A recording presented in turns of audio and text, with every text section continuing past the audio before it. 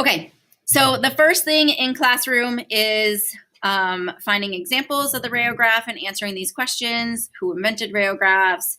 How do you make a rayograph? Why do you like them or why do you dislike them? So that's the first thing. Then the next thing, you are going to think about a theme that you're going to do. What I just showed you, a bunch of different themes, you know, sewing, toys, you could do cereal, that kind of stuff. You're going to pick a theme and then you're going to plan out the items that you're going to bring in.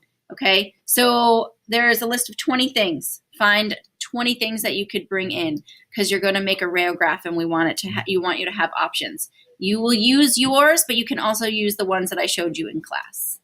All right, now I'm going to show you how to make a digital rayograph. So you're going to make a digital rayograph in Photoshop, and here are the steps, but I'm also going to make one really quick for you as well in Photoshop. Okay. All right, so we're going to do File, New, and we're just going to, I already have one that says 8 by 10, so we're going to say 8 by 10, and then we're going to hit Create. And the first thing that we want to do is we want to make our canvas black. So I have to look over here and make sure that the black is on top. And if it's not, I just click these two little arrows and it will go white. And let's just say for some reason one of yours has red or a different color on top. If you click these two little squares down here at the bottom, it flips them to a solid black and a solid white. Okay, and then you can change the solid, you can change the colors. Whichever color is on top, that's the color it's going to use. So we want black on top. Then we're going to go underneath our gradient tool and we're going to go to the paint bucket tool. And we're just going to click and we're going to make our canvas completely black. Okay. And then we're going to go right underneath here and we're going to go to our custom shape tool. So this is on the right hand side and it's the second one up from the bottom. Then we're going to go over here to our shapes, okay? And we're going to click on this. I have a lot, well, maybe I don't have a lot of shapes. So you may not have all of your shapes. So what you need to do is you need to click on this little gear and we're going to go down to all and then we're just going to hit OK and then you'll get all of your shapes to choose from, okay? So I want you to try to think, I know you're limited to not that many shapes, but try to think of a theme or try to think of something that are, you know, things that would look cool together. I'm going to go, since we're all bulldogs, I'm going to take a paw.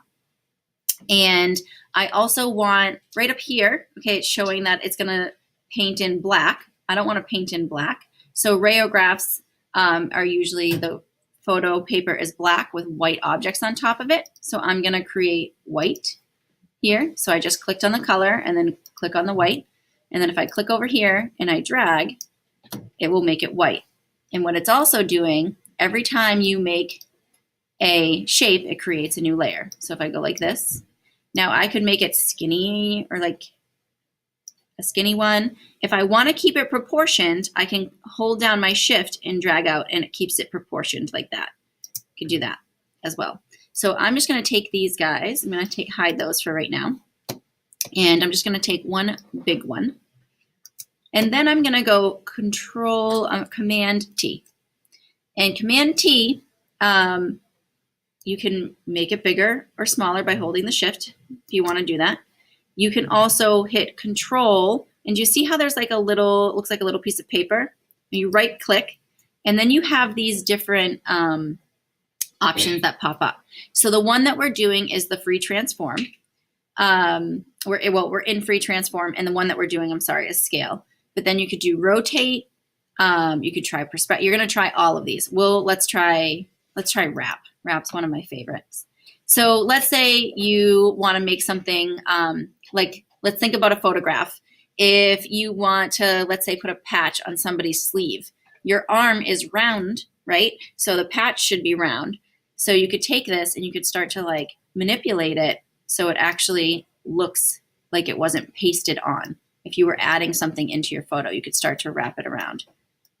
Okay, and you can warp it that way.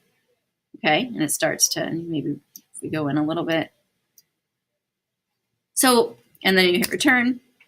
So what I want you to do is I want you to take one shape and then I want you to just try different things with it. So if I just did Command T and I'm right clicking, so I'm hitting the control, and let's say, let's try distort. So if I do distort, what does it do? Oh, I can make it, really, really small, and okay. And then once you do these things in Classroom, there's an assignment. You kind of have to write down what they do, all right, and your experience with them. Then once you've done all of those in that drop-down menu, then you can start making a rayograph. So, all right, so let's say I'm going to keep shift, and let's say I want to do another paw over here. I'm just going to minimize my screen a little bit so I can see it. And if you want, so my photo is going landscape right now. You could have it going portrait. It doesn't matter either way. So then I'm going to choose maybe a dog, and then I'm going to come over here and I'm going to say, all right, maybe I want it to be like a hot dog. Oh, well, we're bulldogs, so maybe short and stout, right? There's no bulldog in there, but. So say I like this one. I can also do Command J to duplicate the layer, and then I can move it around, but I have to, my screen's so big, I have to. So there it is. And then, sorry, here we go. Click on this one.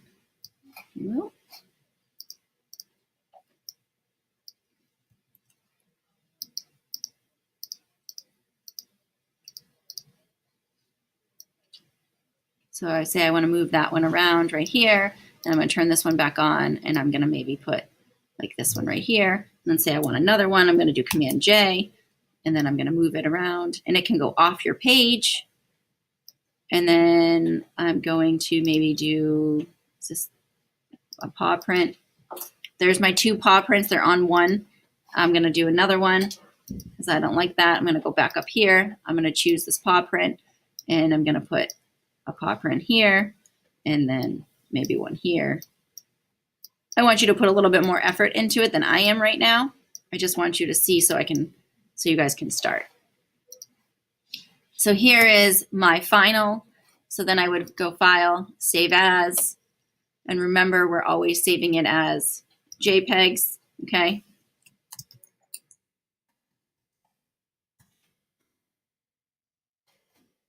And then for this one, because we can keep it to medium, and then just hit OK.